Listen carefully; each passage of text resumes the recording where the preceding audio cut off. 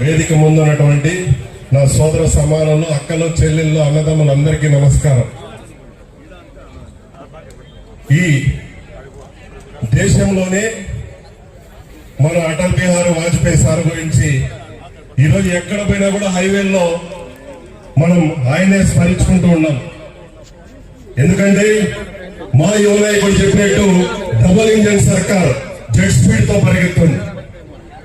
కాబట్టి ఇంకా 15 సంవత్సరాలు మనం కూటమి ప్రభుత్వం ఉండే విధంగా రాబో రోజులు, ఎందుకంటే దేశవ్యాప్తంగా ఇప్పుడు మోడీ గారు ఏ విధంగా అభివృద్ధి వైపోతున్నాడో ఈ రోజు రాష్ట్రంలో కూడా మన చంద్రబాబు నాయుడు గారు, లోకేష్ గారు, అదేవిధంగా మా పవన్ కళ్యాణ్ గారు.